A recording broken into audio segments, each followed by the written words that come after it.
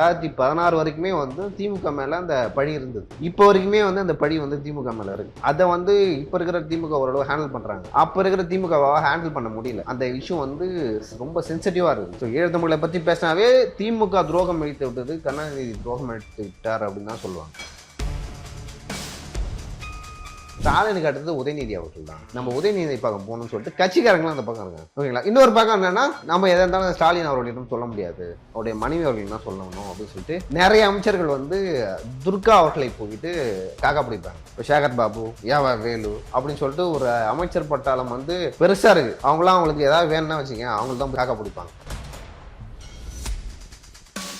So இப்போ திமுக என்ன பண்றாங்கன்னா, ஒரு குழப்பமான சூழ்நிலை வந்து நிலவுது. பெரிய ஆன்டி இன்கம்பன்சி இருக்கு, லா அண்ட் ஆர்டர் சரியில்லை, நிறைய கொலைகள் நடக்குது, நிறைய கற்பழிப்பு சம்பவம் நடக்குது. இவங்க மீடியா வந்து தங்கமுலாம் பூசி எங்க ஆட்சியில் வந்து தேனாரும் பாலாரும் ஓடுதுன்னு சொல்லிட்டு திமுக காட்டுறாங்க.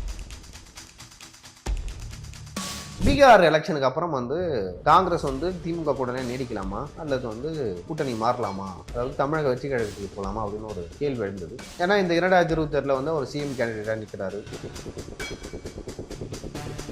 இப்போ என்ன நடக்குதுன்னா, விஜய் அவர்கள் வந்து அதிமுகவுக்கு போவாரா அப்படி இல்லைன்னா காங்கிரஸ். அவருக்கு 2 ஆப்ஷன் தான். இந்த காங்கிரஸ், இன்னொன்று அதிமுக என்டிஏ கூட்டணி, இன்னொன்று வந்து அந்த டிடி விஜயநகரன், ஓபிஎஸ், சசிகலா, செங்கோட்டையன், ஸோ இவங்களால தலைமையில வந்து ஒரு அணியை வந்து உருவாக்கலாம் அப்படின்னு சொல்லிட்டு சொல்லப்படுது. எஃப்டி பாலிடிக்ஸ் நேயர்களுக்கு வணக்கம். இன்னைக்கு நம்ம கூட பேசுறதுக்கு லியோ ஸ்டாலின் சார் தான் இருக்காங்க. வாங்க பேசலாம் சார். வணக்கம். இப்போ இந்த சொப்பன சுந்தரி அந்த காமெடியில வர மாதிரி அந்த காரை யார் வச்சிருக்கா அப்படின்ற ஒரு சிச்சுவேஷன்ல திமுக இருக்கு. இப்போ துர்கா அணி, ஸ்டாலின் அணி, கனிமொழி அணி, உதயநிதி அணி, சபரீசன் அணி, இப்படி அணிகளா பிரிஞ்சு இருக்குன்னு ஒரு நியூஸ் வந்து வெளியே வந்துட்டு இருக்கு. இதை எப்படி பாக்குறீங்க? இல்ல, திமுகல வந்து அது இன்னைக்கு நேற்று நடக்கல. இது வந்து கிட்டத்தட்ட எப்போ நடந்ததுன்னா, எம்ஜிஆரை வந்து வெளியேற்றுறாங்க 1972. அந்த காலகட்டத்தில் வந்து எம்ஜிஆரை வெளியேற்றுறாங்க. எம்ஜிஆரை வெளியேற்றி விட்டு தன்னோட அக்கா மகன் முரசொலி மாறன் அவர்களை வந்து கருணாநிதி அவர்கள் வந்து பக்கத்தில் வச்சுக்கிறார். முரசொலி மாறன் அவர்களை வந்து கருணாநிதியோட மனசாட்சி அப்படின்னு சொல்லிட்டு சொல்லுவாங்க. கருணாநிதி என்ன நினைக்க போறாரு, என்ன செய்வாரு, எப்படி செய்வாரு, எப்படி பேசுவாரு அப்படின்னு சொல்லிட்டு முரசொலி மாறனுக்கு மட்டும்தான் தெரியும். முரசொலி மாறன் மட்டும்தான் வந்து கருணாநிதி அவர்கள் வந்து நினைச்சபடி செய்வார். ஓகேங்களா? அப்போ வந்து கருணாநிதி மற்றும் முரசொலி மாறன் அப்போலாம் இப்போ நீங்க சொல்றீங்களா எத்தனை, அவங்களாம் வந்து சின்ன பசங்க, பிறக்காமல் கூட இருந்திருக்கு. அந்த காலகட்டத்தில் வந்து முரசொலி மாறன் வந்து என்ன நினைக்கிறாரோ அதுதான் வந்து கட்சியில நடக்கும். அங்க முரசொலி மாறனை தாண்டி கட்சியில ஒருத்தவங்க வளர்றாங்க, இல்ல கட்சிக்கு எதிராக இருக்கிறாங்க, இல்ல கட்சியை வந்து தங்களை கண்ட்ரோல்ல எடுக்க பாக்குறாங்க அப்படின்னு நினைச்சா அவங்க கட்சியில நீக்கப்படுவார்கள். அப்படி நீக்கப்பட்டவர் தான் எம்ஜிஆர் அவர்கள், அப்படி நீக்கப்பட்டவர் தான் வைகோ அவர்கள். இன்னும் நிறைய விஷயங்கள் வந்து நடந்திருக்கு, அதெல்லாம் நம்மளால வெளில சொல்ல முடியாது. வைகோ அவர்கள் ஏன் நீக்கப்பட்டார்னா, எதிர்காலத்துல மு.க. ஸ்டாலின் அவர்களுக்கோ இல்ல அழகிரி அவர்களுக்கோ இல்ல கருணாநிதிக்கோ ஆல்டர்னேட்டிவா வைகோ அவர்கள் வருவாரு அப்படின்னு சொல்லிட்டு முரசொலி மாறன் கணிச்சார். கருணாநிதி அவர்கள் கூட வந்து கணிக்கல, அதை முரசொலி மாறன் கணிச்சு அதை வந்து கருணாநிதி சொன்னார். இப்போ கருணாநிதியா வந்து எதையுமே வந்து டைரக்டா பார்த்துருக்க மாட்டார்ல. இப்போ வைகோ அவர்களுக்கும் அதே போல கருணாநிதி அவர்களுக்குமான உறவு எப்படி இருக்குன்னா, தலைவரை வணக்கம் தலைவரை, போங்க தலைவரை, அதை பண்ணிட்டு தலைவரை, இதை பண்ணிட்டு தலைவரை அப்படின்னு தான் சொல்லுவாங்க. பட் ஒரு கட்சியோட எல்லா வேலையும் எடுத்து செய்யறாங்க. அப்படி செய்யும் பொழுது என்ன ஆகுன்னா, எல்லா மாவட்ட செயலாளர்களும் அவங்க தொடர்புல வருவாங்க. அப்ப எல்லாத்துக்கும் ஒரு குறை இருக்கும். அப்ப அதெல்லாம் வந்து அப்சர்வ் பண்ணுவார் வைகோ. அப்சர்வ் பண்ணும்போது இயல்பாகவே வந்து அந்த கான்டாக்ட் கிடைக்கும்ல, ஒரு அணி உருவாகும். ஸோ அப்படி ஒரு அணி உருவாக்கி கட்சி வந்து வைகோ கண்ட்ரோலுக்கு போறதுக்கு முன்னாடியே வந்து அவர் மேல வந்து கொலைப்பழி சுமத்தி கட்சி விட்டு நீக்கப்பட்டதா வைகோ அவர்களே சொல்லிட்டு இருக்காரு. என் மேல வந்து கொலைப்பழி சுமத்துனாங்க திமுக அப்படின்னு சொல்லி. அதன் பிறகு பார்த்தீங்கன்னா, முரசொலி மாறன் இருக்கிற வரைக்குமே கட்சி வந்து அவரோட கண்ட்ரோல்ல தான் இருந்துச்சு. 2003-04 நினைக்கிறேன். ஸோ அப்போ வரைக்குமே வந்து கட்சி அவரோட கண்ட்ரோல்ல தான் இருந்துச்சு. அதன் பிறகு வந்து எப்படி மாறுச்சுன்னா, முரசொலி மாறன் அவர்களுக்கு அடுத்த நிலையில வந்து நிறைய பேர் வந்தாங்க. ஒரு ஆள் இல்லை, ஒரு பக்கம் பார்த்தீங்கன்னா ஸ்டாலின் அவர்கள், இன்னொரு பக்கம் பார்த்தீங்கன்னா மு.க. அழகிரி. நான் சொல்றது 2006 இருந்து 2011 அந்த காலகட்டங்கள்ல. அப்புறம் தயாநிதி மாறன், கலாநிதி மாறன், அவங்க 2 பேரும் இருந்தாங்க. இன்னொரு பக்கம் பார்த்தீங்கன்னா கட்சிக்காரன். ஸோ இவங்களா இருந்தாங்க. இப்படி இருக்கும்போது அப்போ வரைக்குமே வந்து கட்சி வந்து நல்லா தான் போயிட்டு இருந்து, அப்பவுமே நிறைய பிரச்சனை. தினகரன்ல இந்த ஆஃபீஸை உடைச்சி 3 பேர் கொல்லப்பட்டார்கள்ல, அதுவும் வந்து ரொம்ப சென்சிட்டிவா பேசப்பட்டது. 2G விவகாரங்கள்ல கனிமொழி அவர்கள் சம்பந்தப்பட்ட, ஆராசா சம்பந்தப்பட்ட, அது பரபரப்பாக பேசப்பட்டது. ஸ்டாலின் அவர்கள் பற்றியும் வந்து பரபரப்பாக பேசப்பட்டது. ஏன்னா ஸ்டாலின் அவர்கள் வந்து அப்போ வளர்ந்துட்டு வராரு. ஸ்டாலின் அவர்கள் எப்படி பார்த்தாருன்னா, அப்பாவுக்கு வயசாயிடுச்சு, இனிமேல் கட்சியை நாம வந்து அண்ணனுக்கு முன்னாடி கைப்பற்றணும் அப்படின்னு சொல்லிட்டு அவர் நினைச்சார். ஸோ அதனால ஸ்டாலின் அவர்கள் என்ன பண்ணுவார்னா, பொன்முடியை வச்சு, அதே போல நேரு, ஏவா வேலு வச்சு, நேரு அவங்க அவங்க அவங்க கூட ஒரு 4-5 பேர் இருப்பாங்கல்ல நண்பர்கள், அவங்கள வச்சு பேட்டி கொடுக்க வைப்பாரு. அடுத்த தலைவர் ஸ்டாலின் தான், செயல் தலைவர் ஸ்டாலின் தான் சொல்லிட்டு. ஸோ அப்படியே வந்தது.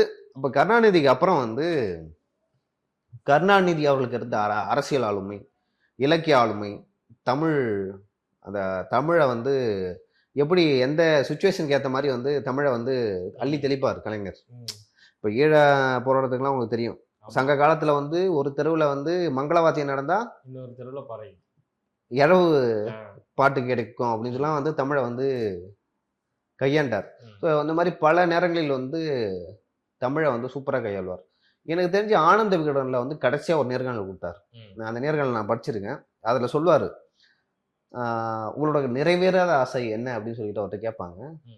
அவர் வந்து எதையுமே சொல்லலை, தமிழ்நாட்டில் எதுவுமே சொல்ல.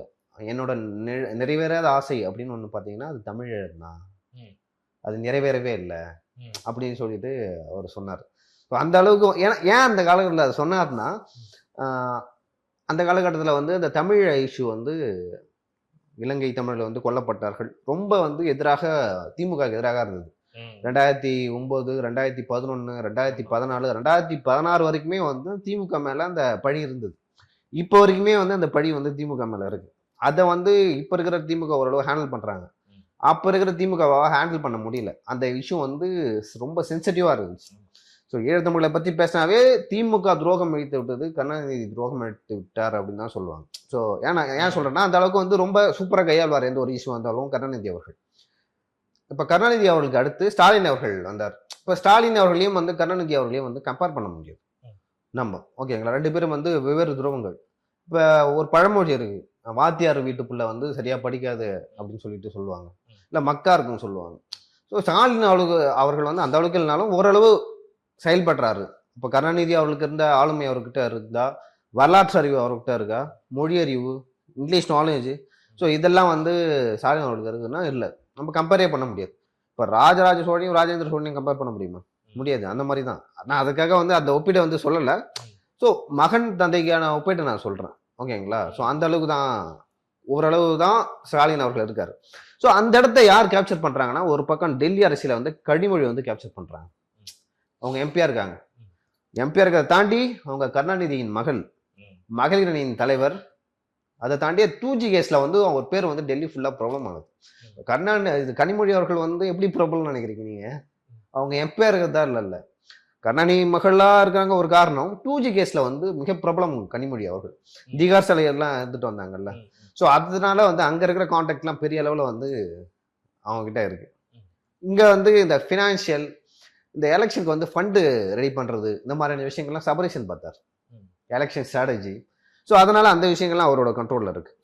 ஸோ இன்னும் நிறைய பேர் என்ன பண்றாங்கன்னா, ஸ்டாலினுக்கு அடுத்தது உதயநிதி அவர்கள் தான், நம்ம உதயநிதி பக்கம் போகணும்னு சொல்லிட்டு கட்சிக்காரங்களாம் அந்த பக்கம் இருக்காங்க, ஓகேங்களா? இன்னொரு பக்கம் என்னன்னா, நம்ம எதா இருந்தாலும் ஸ்டாலின் அவர்களிடம் சொல்ல முடியாது, அவருடைய மனைவி அவர்கள் தான் சொல்லணும் அப்படின்னு சொல்லிட்டு நிறைய அமைச்சர்கள் வந்து துர்கா அவர்களை போயிட்டு காக்கா பிடிப்பாங்க. இப்போ சேகர் பாபு, ஏவா வேலு அப்படின்னு சொல்லிட்டு ஒரு அமைச்சர் பட்டாளம் வந்து பெருசா இருக்கு. அவங்களாம் அவங்களுக்கு ஏதாவது வேணும்னா வச்சுக்க, அவங்களுக்கு தான் போய் காக்கா பிடிப்பாங்க. ஸோ அந்த மாதிரி வந்து ஒவ்வொருத்தவங்கள்ட்டையும் ஒவ்வொரு விஷயங்கள் வந்து கண்ட்ரோல்ல போயிடுச்சு. லைக் இப்போ சேகர் பாபு அவருக்கு ஏதாவது ஒரு விஷயம்னா துர்கா அவர்களிடம் வந்து அப்ரோச் பண்ணுவாங்க. ஸோ அதே போல சபரீசன் அவர்களும் ஒரு டீம் இருக்கு. இப்போ மகேஷ் பொய்யாமொழி இருக்காருன்னா, அவர் வந்து உதயநிதி நண்பர், 2 பேருமே நண்பர்கள், அவரை போய் அப்ரோச் பண்ணுவார், ஓகேங்களா? இப்போ இந்த எலெக்ஷன்ல என்ன பிரச்சனைன்னா, ஒரு மாவட்டத்தில் இப்போ திருச்சின்னு எடுத்துங்களேன், திருச்சியில நேரு இருக்காரு.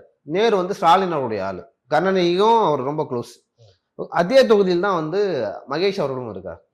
இப்போ மகேஷ் அவர்கள் ஒரு பக்கம், மகேஷ் இன்னொரு பக்கம் நேரு, ஓகே. அப்போ வந்து கோஷ்டி மோதல் வரும் கட்சியிலே. இன்னொரு பக்கம் கனிமொழி இருப்பாங்க. கனிமொழிக்கு வந்து திருச்சி சிவா அவர்களும் கனிமொழி அவர்களும் க்ளோஸ், அவரும் திருச்சி மாவட்டம் தான். இப்போ திருச்சி மாவட்டத்திலே 3 பேர் இருக்காங்க. இப்போ வந்து திருச்சின்னா திருச்சி சிவாவோட ஆளுக்கு ஒருத்தவங்களுக்கு அங்கே சீட்டு கொடுக்கணும். மகேஷ் இருக்காருன்னா மகேஷ் அவர்களுடைய ஆளுக்கும் ஒருத்தவங்க சீட்டு கொடுக்கணும். இப்போ நேரு இருக்காருன்னா நேரு மாவட்ட செயலாளர், மாவட்ட செயலாளர் யார் சொல்றாங்களோ அவங்க தான் திருச்சி மாவட்டத்தில் நீங்க வந்து வேட்பாளராகவே கொடுக்கணும். ஓகேவா? அதான் நடைமுறை. அதிமுகவை பொறுத்த வரைக்கும் அதான், திமுகவை பொறுத்த வரைக்கும் அதான். அதை தாண்டி நீங்க ஏதாவது பண்ணீங்கன்னா மாவட்ட செயலாளர் என்ன பண்ணுவார் எலெக்ஷன் டைம்ல நம்மளுக்கே தெரியும். ஒண்ணு வேலை செய்ய மாட்டாங்க, இல்ல கொடுக்குற பணத்தை என்ன பண்ணுவாங்க நம்மளுக்கு தெரியும். ஓகேங்களா? ரைவல்ரி தானே சிவா அவர்களுக்கும் நேரு அவர்களுக்கும் ஏற்கனவே பஞ்சாயத்து பேருக்கு உங்களுக்கு தெரியும், போலீஸ் ஸ்டேஷன்லாம் போய் அடிச்சு உடைச்சாங்க. அந்த அளவுக்குலாம் வந்து அங்க நடந்திருக்கு, பெரிய பஞ்சாயத்து நடந்திருக்கு. இப்பதான் ஓரளவு அமைதியா இருக்கிறாங்க. ஓகே, அப்பெல்லாம் வந்து பெரிய பஞ்சாயத்து நடக்கும். ஸோ இது ஏன் சொல்றேன்னா, நீங்க கேட்டீங்கல்ல இந்த பவர் சென்டர்ஸ் அப்படின்னு சொல்லிட்டு, ஏன் பவர் சென்டர்ஸ்னா இப்ப தலைமைக்கு வந்து ஓரளவு வந்து அதிகாரம்னா என்ன, பதவினா என்ன, பணம்னா என்ன, இதை வந்து நம்ம எப்படி ஹேண்டில் பண்றது அப்படின்னு தெரிஞ்சா ஈஸியா ஹேண்டில் பண்ணுவார். இத்தனை பவர் சென்டர் வந்து உருவாகுது. இப்ப மருமகன் இருக்காரு சபரீசன் அவர்கள். இப்ப சபரீசன் அவர்கள் நினைச்சா என்ன வேணா பண்ணலாம் திமுகவில். இன்னொரு பக்கம் உதயநிதி அவர்கள் நினைச்சா என்ன வேணா பண்ணலாம். இன்னொரு பக்கம் கனிமொழி நினைச்சா வந்து என்ன வேணா பண்ணலாம். ஸோ அந்த அளவுக்கு வந்து திமுக என்பது வந்து மல்டி பவர் சென்டர்னு சொல்லுவாங்க. இப்போ பவர் சென்டர் இப்போ அதிமுக செல்வி ஜெயலலிதா அவர்கள் இருக்கும்போதும் சரி, எடப்பாடி பழனிசாமி அவர்கள் இருக்கும்போதும் சரி, எடுக்கிறது ஒரு முடிவு, அந்த முடிவுக்கு பின்னாடி எல்லாம் வரணும். அப்படி வரலாம் உங்களுக்கு என்ன நடக்கும் அப்படின்னு சொல்லிட்டு கட்சியில் தெரியும். கட்சியை எடுத்து நீக்கப்படுவாங்க. அது எடப்பாடி பழனிசாமி ஆகட்டும், செல்வி ஜெயலலிதா ஆகட்டும், நீக்கப்படுவாங்க. ஆனா இங்க அப்படி இல்லை. திமுகவில் ஒரு கட்சிக்காரரை நீக்குதாவே வந்து ஒவ்வொருத்தங்க வந்து தடை போடுவாங்க. இப்போ ஒரு கட்சிக்காரனுக்கு ஆதரவே இல்லைன்னா ஈஸியா நீக்கலாம். இப்ப ஆவடி அவர்கள் வந்து பாவத்துறை அமைச்சராக இருந்தார், அவரை ஈஸியா தூக்கி போட்டாங்க. நாசர் அவர்களை, பொன்முடி அவர்களை ஈஸியா தூக்கி போட்டாங்க. அவரு வந்து டைரக்டா வந்து ஸ்டாலினோட கான்டாக்ட். ஓகேவா? ஸ்டாலினோட நண்பர் அவர்கள் 90கள்ல இருந்து. நான் சிறு வயதில இருந்தே அந்த விழுப்புரம், கள்ளக்குறிச்சி மாவட்டங்கள்ல, கடலூர் மாவட்டங்கள்ல வந்து பொன்முடினா ரொம்ப பெரிய ஆளு, ஒரு குறுநில மன்னர் தான். பொன்முடியை தாண்டி நீங்க விழுப்புரத்துலயும் கள்ளக்குறிச்சி, கடலூர் எதுவுமே பண்ண முடியாது. கடலூர் கூட இப்போ எம்ஆர்கே பன்னீர்செல்வம் இருக்காரு, அப்போ எதுவுமே பண்ண முடியாது, அந்த அளவுக்கு இருந்தார். ஸோ அங்க எப்படி வந்து பவர் சென்டர் ஒர்க் ஆகுதுன்னா, இப்போ நான் டைரக்டா வந்து ஸ்டாலின் அவர்களும் பொன்முடி அவர்களும் க்ளோஸ். அப்போ வந்து யாவா வேலு வந்து அங்கே வேலை பார்ப்பார். நம்ம எப்படி பொன்முடியை வந்து காலி பண்ணலாம், பொன்முடி எங்கேயாச்சும் பேசினார்னா அதை தூக்கி வந்து கட் பண்ணி ப்ரொமோட் பண்றது கட்சிக்காரங்களே. அப்போ ப்ரொமோட் பண்ணா அந்த பட்டநாமம் பத்தி பேசுறாருல, ஸோ அப்படி பேசும்போது அதை வச்சு ஆக்சுவலா அதை வந்து கட்சியில ஒருத்தவங்களை பிடிக்காதுன்னு வச்சுக்கேன். இப்போ ஏவா வேலைக்கு பொன்முடியை பிடிக்கலாம், ஏவா வேலை அவர்களை வந்து அதை ப்ரொமோட் பண்ணுவார். அதான் அரசியல். ஓகேங்களா? அதை நம்ம தப்புலாம் சொல்லக்கூடாது. ஓகேங்களா? ப்ரொமோட் பண்ணுவார். இப்போ பொன்முடி அவர்களை தூக்கி வச்சா, இதுவே பொன்முடிக்கு வந்து உதயநிதி நண்பராக இருக்காரு, தெரிஞ்சவராக இருக்காரு, அப்படி இல்லைன்னா கனிமொழி பக்கமும் கொஞ்சம் கான்டாக்ட் இருக்கு, கனிமொழி அவர்களும் சப்போர்ட் பண்றாங்க, துர்கா அவர்களும் சப்போர்ட் பண்றாங்கன்னா ஈஸியா தூக்க முடியாது. ஓகேங்களா? ஸோ யாருக்கு வந்து இந்த பெருசா சப்போர்ட் இல்லைன்னா ஈஸியாக என் கட்சி விட்டு தூக்கிடலாம். ஸோ அந்த மாதிரி வந்து மல்டி பவர் சென்டர். அந்த மல்டி பவர் சென்டர் என்ன ஆகும்னா, தேர்தல் நெருக்கத்துல வந்து கோஷ்டி மோதலாக உருவாகும். இப்போ திருச்சியில் நேரு நிற்கிறாருன்னா, அப்படி ஒரு எக்ஸாம்பிளுக்கு சொல்றேன், நிற்கிறாருன்னா வச்சுங்களேன், மகேஷ் ஆள் கொஞ்சம் பேர் இருப்பாங்க, கனிமொழி ஆள் கொஞ்சம் இருப்பாங்க, திருச்சி சிவால் அவருடைய ஆட்கள் கொஞ்சம் பேர் இருப்பாங்க. அவங்க எப்படி யோசிப்பாங்க? அவர் வந்து ரெட்டியார் சமூகத்தை சேர்ந்தவர் நேரு அவர்கள், அவர் சிவா அவர்கள் வந்து என்ன சமூகம் உங்களுக்கு தெரியும். அப்போ திருச்சியில் இருக்கிற சிவா சமூகத்தை சேர்ந்தவர் என்ன பண்ணுவாங்க, நாம எதுக்கு நேருக்கு வேலை செய்யணும், நம்ம அண்ணனை வந்து வளர விடல அப்படின்னு சொல்லி யோசிப்பாங்க. ஸோ இது வந்து திமுகவுக்கு எதிர்காலத்துல ஒரு பெரிய நெருக்கடியை உண்டாக்கும். அதுவும் தேர்தல் காலத்துல நிறைய நெருக்கடியை உண்டாக்கும். உங்களுக்கு வந்து கட்சியில வேலை செய்ய மாட்டாங்க, கேன்வாஸ் பண்ண மாட்டாங்க, பணம் வந்து வாக்காளர்களுக்கு போவாது. அப்படி கொடுத்த பணத்தை வந்து அவங்களே எடுத்துப்பாங்க, ஏன்னா கொஞ்சம் பாதி பணம் தான் போகும். ஸோ இந்த மாதிரியான விஷயங்கள்லாம் நடக்கும். இந்த மல்டி பவர் சென்டர் என்பது இப்போ மட்டும் இல்லை, எப்படி சொல்றது, அது எப்பொழுதுமே வந்து ஒரு கட்சியை வந்து அழிக்கும். இப்போ பாஜகன்னு எடுத்தீங்கன்னா நிறைய பேர் இருக்காங்க அங்க. இருக்கும்போது மோடி என்ன நினைக்கிறாரோ அதை அமித்ஷா செய்வார். அமித்ஷாவை எதுவும் செய்ய முடியாது. ஸோ அந்த அளவுக்கு பாஜக இருக்கு. ஓகேங்களா? ஆனா திமுகவில் அது இல்லை. இப்போ அது இல்லைன்னா, இப்போ அதிமுகவில் எடப்பாடி தான் எடுக்கிற சிங்கிள் ஹேண்ட் முடிவு அப்படிங்கும்போது, இங்க திமுகவில் அப்படி இல்லை. அப்போ வந்து தொண்டர்கள் ஈஸியா டைவெர்ட் ஆயிடுவாங்கல்ல. இப்போ யார்கிட்ட போய் பேசி யாரை நம்ம காக்கா பிடிச்சோம்னா எம்எல்ஏ சீட் அந்த மாதிரி தானே இருக்கும். அது எப்படி சரியா இருக்கும் அந்த கட்சிக்குள்ள? இப்போ ரீசெண்டா கழுகாரில் வந்து ஜூனியர் விகடன்ல கூட ஒரு கட்டுரை இருந்தாங்க. கட்சியில வந்து ஏதாவது கோஷ்டி மோதல் ஏதாவது இருந்தால் நீங்க தலைவர் வந்து பார்க்கலாம் அப்படின்னு சொல்லிட்டு, அது பேர் கூட உடன்பிறப்பேவா, அந்த தலைப்புல வந்து ஒரு கேம்பெயின் பண்ணாங்க கட்சிக்காரங்களுக்கு.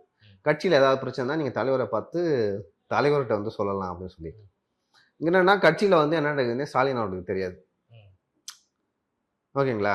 மேம்போக்கானா கட்சி நல்லா இருக்கு, அப்படிதான். ஸ்டாலின் அவர்களிடம் வந்து நிறைய நிர்வாகிகள் போய் பேசியிருக்காங்க. இந்த மாதிரி என் கட்சியில் வந்து இப்படி குறை இருக்கு, இந்த அமைச்சர் இப்படி பண்ணுறாரு அப்படின்னு சொல்லிட்டு பேசியிருக்காங்க சில நிர்வாகிகள். அதுக்கு ஸ்டாலின் அவர்கள் என்ன பண்ணணும், அவரையும் கூப்பிட்டு என்னப்பா நடந்துச்சு அந்த தொகுதியில், ஏன் அவர் இந்த மாதிரி பண்ணுறீங்க, இவரும் சம்பாதிக்கணும், இல்லை இவரும் கட்சி வேலை செய்யணும், இவருக்கும் கொஞ்சம் நம்ம வந்து இடம் கொடுக்கணும் அப்படின்னு பேசுறது. ஸ்டாலின் அவர்கள் வந்து எப்படி பேசியதா ஜூனியர் சொல்லிருக்காங்கன்னா, நீங்கள் மட்டும் ஒழுங்கா அவரை குறை சொல்கிறீங்க. ஸோ இந்த மாதிரி பேசியிருக்காரு. அப்படி பேசும்போது அவன் என்ன நினைப்பான், நான் அவ்வளோ தூரத்துலேருந்து என் குறைய சொல்கிறதுக்கு வந்திருக்கேன், தலைவர் இப்படி பேசுகிறாரு அப்படி இயல்பாகவே நினைப்பேன்ல.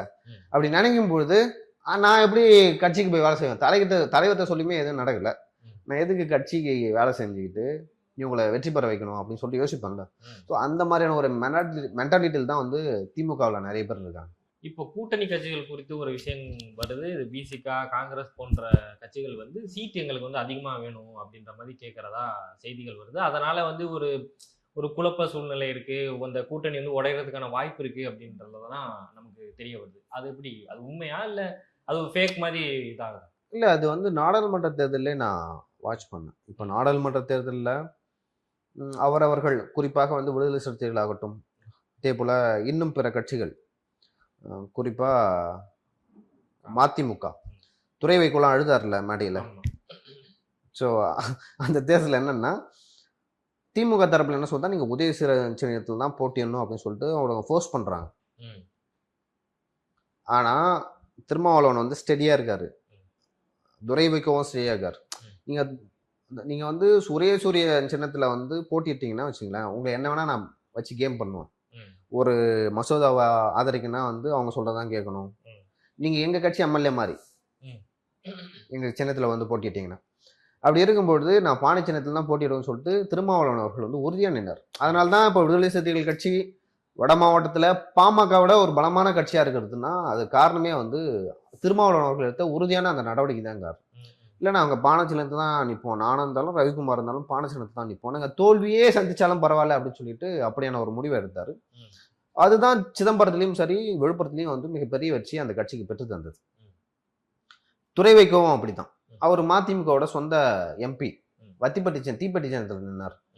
அவருக்கும் பயங்கர நெருக்கடி தரப்படுது. என்னன்னா திருச்சியில வெற்றி பெறுவது அவ்வளோ ஈஸி இல்லை, நீங்க பெரிய வேலை பார்க்கணும், அப்பதான் வந்து திருச்சியில வந்து வெற்றி பெற முடியும்.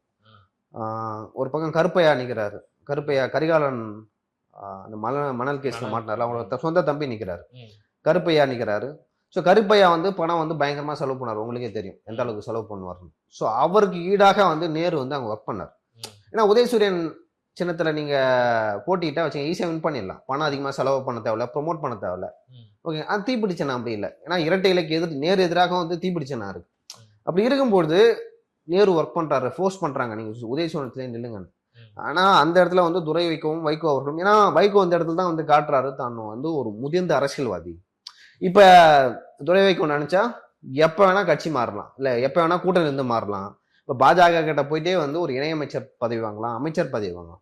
ஸோ இந்த அளவுக்கு வந்து சொந்த சின்னத்தில் நிற்பதால் வந்து பயன்கள் கிடைக்குது. ஸோ இப்போ திமுக என்ன பண்றாங்கன்னா, ஒரு குழப்பமான சூழ்நிலை வந்து நிலவுது. பெரிய ஆன்டி இன்கம்பன்சி இருக்கு, லா அண்ட் ஆர்டர் சரியில்லை, நிறைய கொலைகள் நடக்குது, நிறைய கற்பழிப்பு சம்பவம் நடக்குது. இவங்க மீடியாவை வந்து தங்கமுலாம் பூசி எங்க ஆட்சியில் வந்து தேனாரும் பாலாரும் ஓடுதுன்னு சொல்லிட்டு திமுக காட்டுறாங்க. ஆனா இது வரைக்குமே கிட்டத்தட்ட டெய்லி ஒரு கொலை நடக்கிறதா நயினார் நாகேந்திரன் அவர்கள் வந்து போட்டிருந்தார். இன்னைக்கு ஒரு கொலை. அந்த அளவுக்கு வந்து சட்ட ஒழுங்கு வந்து சீர்கெட்டுருக்கு. சட்ட ஒழுங்கு சீர்கட்டுதுன்னா லைக் உங்களுக்கு வந்து போதைப் பொருள் இல்லை, அந்த மாதிரி வந்து கலாச்சாரம், அந்த போதை கலாச்சாரம் வந்து அதிகமாகிட்டு இருக்கு. ரவுடிசத்தை வந்து வளர்த்து விட்டுருக்காங்க. தெருவுக்கு தெருவு வந்து ரவுடிசம் நடக்கிறது தான் வந்து ஜூனியர் விகடனில் போட்டிருக்காங்க. தெரிஞ்சு ஓரளவு இன்னுமே வந்து நியாயமாக எழுதுகிற ஒரு பத்திரிகை ஜூனியர் விகடன். தெருவுக்கு தெரு ரவுடிசம். இப்போ தெருவுக்கு தெருவு ரவுடிசம்னா கொலை நடக்க தான் செய்யும். ஸோ நீங்கள் வந்து அதெல்லாம் வந்து இனிஷியலே வந்து லைக் மூடி வந்து அமுக்கி வைக்கணும். ஓகேங்களா? நான் சென்னையில் ஒரு ஏரியாவில் இருந்தேன். அந்த ஏரியாவில் இருக்கும்போது எங்கள் ஏரியாவுக்கு பக்கத்து ஏரியாவில் வந்து ஒரு ரவுடி இருந்தார். அவரை கண்காணிக்கிறதுக்குனே வந்து 10 டைம் வருவாங்க போலீஸ், வந்து அவர்கிட்ட பேசுவாங்க, அவர் என்ன பண்றாரு ஆக்டிவிட்டின்னு. அப்படி வரும்போது இயல்பாகவே அந்த ரவுடிக்கு ஒரு பயம் வரும்ல, போலீஸ் என்ன வாட்ச் பண்றாங்க, ஸோ அதனால வந்து நம்ம அடிக்க வாசிக்கணும், எதுவுமே பண்ணக்கூடாது அப்படின்னு சொல்லி அந்த மாதிரியான விஷயங்கள் வந்து இந்த ஆட்சியில் இல்லை அப்படின்னு சொல்லிட்டு நான் ஃபீல் பண்றேன். ஸோ இந்த மாதிரி வந்து திமுக ஆட்சியில் பெரிய ஆன்டி இன்கம்பன்சி இருக்கு. மக்கள் வந்து வெறுத்துட்டாங்க. இதுக்கு அதிமுக ஆட்சியே தேவலாம் போல. ஏன்னா நீங்க அதிமுக ஆட்சியில இந்த மாதிரிலாம் இல்லை, உடனுக்குடனே ரெஸ்பாண்ட் பண்ணுவாங்க. கோவிட் அந்த காலத்தையும் வந்து மிக சிறப்பாக கையாண்டாரு விஜயபாஸ்கர் அவர்கள். இப்படி வந்து நம்ம சொல்லிக்கிட்டே போகலாம் அதிமுக ஆட்சியில. ஆனா திமுக ஆட்சியில வந்து இங்க இருக்கிற தொழில்கள் போது, மருத்துவமனைகள் சரியில்லை, பேருந்துகள் கிராமப்புறங்கள்ல இப்பதான் வந்து இந்த புதிய பேருந்துகள்லாம் வாங்கியிருக்காங்க. சென்னையிலயும் சரி. 4 வருஷமா என்ன பண்ணாங்க? தேர்தல் வரப்போகுதுன்னு வாங்கினாங்க. இப்ப பாலம் கட்டுறாங்க மவுண்ட் ரோட்ல. 5 வருஷமா என்ன பண்ணீங்க? இப்ப மழைநீர் வடிகால் கட்டுறாங்க. அப்ப 4 வருஷமா என்ன பண்ணீங்க? அப்படி கேள்வி வருது இல்ல. அப்ப மக்கள் வந்து என்ன நினைக்கிறாங்கன்னா, இவங்க தேர்தலுக்காக எல்லாமே பண்றாங்க, மக்கள் நலனுக்காக திமுக ஒருபோதும் வந்து இந்த நலத்திட்டங்கள் செய்யல, தேர்தலுக்காக பண்றாங்க அப்படின்னு சொல்லிட்டு புரிஞ்சுக்கிட்டாங்க. அப்படி புரிஞ்சுக்கும் போது உங்களுக்கு வந்து எப்படி ஓட்டு போடுவாங்க? உதயசூரியன் சின்னத்துக்கு ஓட்டு போடுவாங்கல்ல. அப்ப நீங்க 2021 எலெக்ஷனை பாத்தீங்கன்னா, எங்கெல்லாம் வந்து காங்கிரஸ் நின்னதோ, எங்கெல்லாம் விடுதலை சிறுத்தைகள் கம்யூனிஸ்டுகள் நின்னாங்களோ, எங்கெல்லாம் வந்து சூரியன் அந்த சின்னம் இல்லாத மற்றவங்க நின்னாங்களோ, அங்கெல்லாம் வந்து அதிமுக அதிக இடங்களை வென்றது. ஓகேங்களா? அப்போ இப்போ இருக்கிற ஸ்ட்ராட்டஜி டீம் வந்து ஒரு அறிக்கை கொடுத்துருக்காங்க. என்னன்னா, முடிஞ்ச வரைக்கும் கூட்டணி கட்சிகளை உதயசூரியன் சின்னங்களே வந்து போட்டியிட வைங்க. அப்பதான் நம்ம வந்து அதிக இடங்களை வச்சு பெற முடியும். ஏன்னா தனி மெஜாரிட்டி வரணும் உங்களுக்கு. இப்போ வந்து காங்கிரஸ் வந்து உங்களை வந்து காங்கிரஸை நீங்க போயிட்டு வந்து தனிச்சு எங்க உதயசூரியன் சின்னத்தில் நிற்க மாட்டாங்க, கம்யூனிஸ்ட் நிற்க மாட்டாங்க, அவங்களாம் தேசிய கட்சிகள். ஸோ அவங்களாம் நிற்க மாட்டாங்க. அப்போ நீங்க யார் ஃபோர்ஸ் பண்ண முடியும்னா விடுதலை சிறுத்தைகள், வேல்முருகன் அவர்களை வந்து ஃபோர்ஸ் பண்ணலாம், இஸ்லாமிய இயக்கங்களை ஃபோர்ஸ் பண்ணலாம், கருணாஸ், தனியரசு அவர்களை, தமிழ்மோகன் சாரி. ஸோ இவங்களாம் வந்து ஃபோர்ஸ் பண்ணி சூரியன் சின்னத்தில் வந்து நிற்க வைக்கலாம், மதிமுகவை நிற்க வைக்கலாம். ஆல்ரெடி தான் அவங்களோட சின்னம்லாம் போயிடுச்சு, தேர்தல் ஆணையம் தான் பறிச்சுட்டாங்க. தொடர்ந்து நீங்க உங்க சின்னத்துல வந்து எலெக்ஷன் கண்டக்ட் பண்ணல, அதனால வந்து அந்த சின்னங்கள்லாம் பறிக்கப்படும். திரும்ப வந்து வேற ஒரு சின்னம் கொடுப்பாங்க, அதில் நீங்க நின்றுக்கலாம். ஆனா வந்து இந்த முறை வந்து எப்படி அவங்க கையாள போறாங்கன்னா, கம்யூனிஸ்டுகள் மற்றும் அதே போல காங்கிரஸை தவிர்த்துட்டு மற்ற எல்லாத்துக்குமே வந்து சூரியன் சின்னத்தில் நிற்கணும். கம்யூனிஸ்ட் ஒரு 6 12, அவங்க வந்து ஒரு 25ன்னு வச்சுங்களேன், 12 25 ஒரு 37 வருது. இந்த 37 தவிர்த்து மற்ற கிட்டத்தட்ட ஒரு 198 சின்னத்தங்கிட்ட நீங்க சூரியன்லேயே போட்டிருங்க அப்படின்னு சொல்லிட்டு சொல்றாங்க. 198னா நம்ம வந்து ஒரு 150 வின் பண்ணிடலாம் அப்படின்னு ஒரு கணக்கு போட்டிருக்காங்க திமுக சைடு. இல்ல அவங்க அப்படி நினைக்கிறாங்க. ஓகேங்களா? ஏன்னா 2021 நடந்த ரிசல்ட்ஸே வந்து இப்பயும் ரிஃப்ளெக்ட் ஆகும் அப்படின்னு சொல்லிட்டு அவங்க நினைக்கிறாங்க. தமிழ்நாட்டை பொறுத்த வரைக்கும் அது நடக்காது. தமிழக மக்கள் வந்து ஒரு அறிவார்ந்த சமூகம். இவங்க மக்கள் போராடல, நாம பண்றது மக்களுக்கு தெரியல, மக்கள் என்ன பண்ண போறாங்க, நம்ம தான் ஏமாத்தி வச்சிருக்கோமே அப்படின்னு சொல்லிட்டு திமுக தரப்புல நினைச்சிட்டு இருக்காங்க. ஆனா மக்கள் 2006 வந்து திமுகவுக்கு வந்து அதிர்ச்சி தரக்கூடிய ரிசல்ட் கொடுப்பாங்க 26. ஸோ அது வந்து பொறுத்து இருந்தா திமுக பார்க்கணும். ஸோ இவங்க வந்து சொல்றபடி வந்து விடுதலை சிறுத்தைகள் கேட்கவே கேட்காது. நாங்க வந்து தனிச்சின்னத்தில் தான் போட்டியணும். ஏன்னா அவங்க அரசியல் அங்கீகாரம் அப்பதான் கிடைக்கும். அதிக சீட்டுகளை எதிர்பார்ப்பாங்க. அதே போல கம்யூனிஸ்டுகள் அதிக சீட்டுகளை எதிர்பார்ப்பாங்க. வேல்முருகனும் கடைசி நேரத்துல வந்து பாமக ஓரளவு வந்து ஈக்குவல் பண்றதுக்கு திமுக தரப்புல போனாரு. ஒரு சீட் தான் கொடுத்தாங்க. ஆனா வேல்முருகனும் இப்ப 2 அல்லது 3 சீட்டுக்கு மேல கேட்கிறாரு. இப்போ அந்த கூட்டணிகள் வந்து உடையறதுக்கான வாய்ப்பு இருக்குன்னு நினைக்கிறீங்களா? இல்ல நீங்க வந்து ரொம்ப ஃபோர்ஸ் பண்ண முடியாது இல்ல. விடுதலை சிறுத்தைகளையோ வேல்முருகன் அவர்களையோ இல்ல மதிமுகவையோ வந்து ரொம்ப ஃபோர்ஸ் பண்ண முடியாது, நில்லுங்க எங்க சின்னத்துல. ஏன்னா அவங்க நிக்க மாட்டாங்க. ஏன்னா அவங்க என்ன சொல்றாங்களோ அதை தான் நீங்க கேட்கணும். அது ஒரு விஷயம். இன்னொரு விஷயம் வந்து உங்க கட்சிக்கு அங்கீகாரம் கிடைக்காது. அப்ப நீங்க எதுக்கு தனியா ஒரு கட்சி வச்சிருக்கணும் அப்படின்னு ஒரு கேள்வி இருக்கு. இது 2வது விஷயம். 3வது விஷயம் என்னன்னா, கூட்டணி வந்து முறிய போதா அப்படின்னு சொல்லிட்டு ஒரு விஷயம் கேட்டீங்க. பீகார் எலெக்ஷனுக்கு அப்புறம் வந்து காங்கிரஸ் வந்து திமுக கூட்டணி நீடிக்கலாமா அல்லது வந்து கூட்டணி மாறலாமா, அதாவது தமிழக வெற்றி கழகத்துக்கு போகலாமா அப்படின்னு ஒரு கேள்வி எழுந்தது.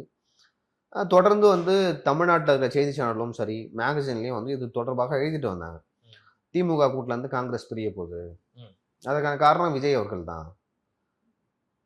ஏன்னா இந்த 2027 வந்து ஒரு சிஎம் கேண்டிடேட்டா நிற்கிறாரு. அதை தாண்டி வந்து காங்கிரஸும் வந்து பீகார் தேர்தலில் வெற்றி பெற்ற அங்கே தொடருவாங்க அப்படின்னு சொல்லிட்டு சொல்லப்பட்டது. ஆனா இப்ப இருக்கிற நிலைமையை பார்த்தீங்கன்னா எனக்கு தெரிஞ்ச காங்கிரஸ் வந்து திமுக கூட்டணியில தொடரும். இது வந்து ஒரு பேரத்துக்காக காங்கிரஸ் இப்படி பண்றாங்களா அல்லது வந்து உண்மையாகவே வந்து அவங்களுக்கு தமிழக மக்கள் மீது அக்கறை இருக்கா அப்படின்னு சொல்லிட்டு தெரியல. ஏன்னா அவங்க என்ன நினைக்கிறாங்க, காங்கிரஸ் விஜய் அவர்கள் வந்தா தென்னிந்தியா முழுவதும் நம்ம வந்து ஓரளவு கண்ட்ரோல் வைக்கலாம். அவருக்கு இப்ப கேரளாவிலையும் கர்நாடகாலையும் ஆந்திரா அதுக்கப்புறம் தெலுங்கானாவில் விஜய் வந்து வருவதால் நம்ம வந்து ஒரு 20லேருந்து 25 சீட்டு அதிகமாக வாங்கலாம் அப்படின்னு சொல்லிட்டு காங்கிரஸ் நினைக்கிறாங்க. ஆனால் தமிழக வெற்றி கழகம் வந்து தொடர்ந்து என்ன சொல்லிட்டு வராங்கன்னா, நாங்கள் தனிச்சு தான் போட்டிடுவோம், முதல் வேட்பாளர் விஜய் அவர்கள். ராகுல் காந்தி அவர்களுக்கும் வந்து விஜய் அவர்களுக்கும் ஒரு 10-15 ஆண்டு கால ஒரு இது இருக்கு, நட்பு இருக்கு. அவர் காங்கிரஸுக்கு முதல்ல போறது விஜய் அவர்கள். ஸோ அது ஏதோ காரணத்தால வந்து அவர் போல, ஓகேங்களா? போவாத இப்ப என்ன நடக்குதுன்னா, விஜய் அவர்கள் வந்து அதிமுகவுக்கு போவாரா, அப்படி இல்லைன்னா காங்கிரஸா? அவருக்கு 2 ஆப்ஷன் தான். இன்னும் காங்கிரஸ், இன்னொன்று அதிமுக என்டிஏ கூட்டணி, இன்னொன்று வந்து அந்த டிடிவி தினகரன், ஓபிஎஸ், சசிகலா, செங்கோட்டையன். ஸோ இவங்களால தலைமையில வந்து ஒரு அணியை வந்து உருவாக்கலாம் அப்படின்னு சொல்லிட்டு சொல்லப்படுது. அது போக போக தான் தெரியும் என்ன மாதிரியான அலையன்ஸ் வந்து உருவாக்க போகுதுன்னு. எப்பொழுதும் இந்த டிசம்பர் இறுதி அல்லது ஜனவரி தொடக்கத்தில் நமக்கு தெரிஞ்சிடும் யார் யாருடன் கூட்டணி வைக்கிறாங்க, எந்த கட்சி வந்து எங்க போட்டியிட போறாங்க. இனிமே வந்து இந்த வேட்பாளர் இங்க தான் போட்டியிட போறாங்கன்னு நமக்கு தெரியவே இல்லை. அதற்கான காரணம் என்னன்னா, இது வரைக்குமே வந்து யார் எந்த கூட்டணியில் இருக்காங்க, யார் எங்கே போட்டியிட போறாங்க, யாருக்கு எவ்வளோ சீட்னு முடிவாகவே இல்லை. ஸோ இதெல்லாம் வந்து போக போக தான் தெரியும். நம்ம பொறுத்திருந்து தான் பார்க்கணும். எப்பயுமே வந்து முன்கூட்டிய கருத்து சொல்லக்கூடாது. இப்போ பீகார் எலெக்ஷன் வந்து ஜெயிச்சிருவாங்க காங்கிரஸ், தேஜஸ்வி, ஆர்ஜேடி அப்படின்னு நம்ம நினைச்சிட்டு இருந்தோம். தேர்தல் முடிவுகள் வந்து அப்படியே தலைகீடாக வந்துச்சு. ஆர்ஜேடி வந்து மிகப்பெரிய தோல்வியை சந்திச்சுக்காங்க, என்டிஏ கூட்டணி வெற்றி பெற்றாங்க. ஸோ இங்கே வந்து கூட்டணி மாறுமா இல்லைன்னு சொல்லிட்டு பொறுத்து தான் பார்க்கணும். ஸோ அதன் பிறகு தான் வந்து நம்ம ஈஸியாக கணிச்சிடலாம் விஜய் அவர்கள் யாருடன் கூட்டணி வைக்க போறாரு, காங்கிரஸ் வெளில வர்றது அப்படின்னு சொல்லிட்டு. அதை வச்சே வந்து யார் வெற்றி பெற போறாங்க அப்படின்னு சொல்லிட்டு சொல்ல முடியும். ஸோ பார்க்கலாம், பொறுத்திருந்து பார்ப்போம். இன்னும் ஒரு 3-4 மாசம் இருக்குன்னு நினைக்கிறேன் எலெக்ஷனுக்கு. அதுக்குள்ள என்ன நடக்குது, எங்கெங்க கூட்டணிகள் மாறுதுன்றதை பார்ப்போம். ரொம்ப நன்றி, உங்க நேரத்துக்கும் பதிலுக்கும் நன்றி.